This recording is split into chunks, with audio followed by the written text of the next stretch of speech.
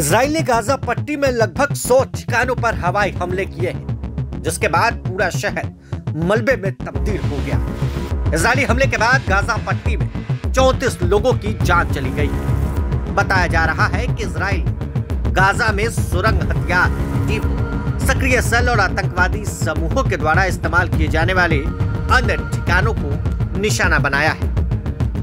Hamas के हवाले से मीडिया रिपोर्ट्स में बताया गया, पिछले 24 घंटों के दौरान गाजा के कई जगहों पर इजरायली हमलों और तबाही मचाई गई। इस हमले में फील्ड कमांडरों सहित कई हमास कार्यकर्ता मारे गए। उधर लेबनान में भी शनिवार को इजराइल हवाई हमला शुरू किया। बताया जा रहा है कि हवाई हमले में एक हिजबुल्लाह सदस्य मारा गया है।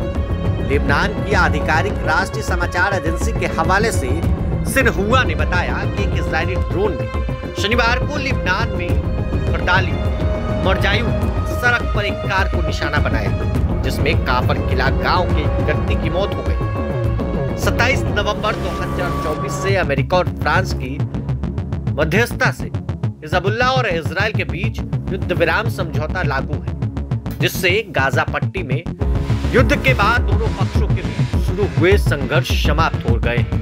समझौते के बावजूद इजरायली सेना कभी कभी लेबनान में हमले करती है। यह दावा करते हुए उनका उद्देश्य हिजबुल्लाह के खतरों को खत्म करना है, जबकि लेबनान सीमा क्षेत्र में 5 प्रमुख ठिकानों पर अपनी सेना को तैनात रखती है। इससे पहले 18 सितंबर को इजरायली सेना ने दक्षिणी लेबनान में कई हवाई हमले किए, जिनमें कई गांवों को निशाना बनाया गया।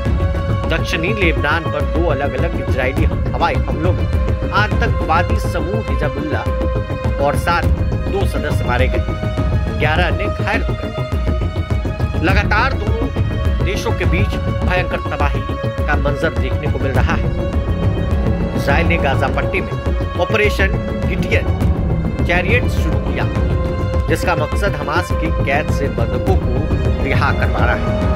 हालांकि इजरायली अधिकारियों ने माना है कि हमास या बंधकों की सटीक जानकारी नहीं, में कम तीव्रता वाले हमलों और खुफिया अभियान के बाद भी सही लक्ष्य की पहचान करना कठिन हो गई।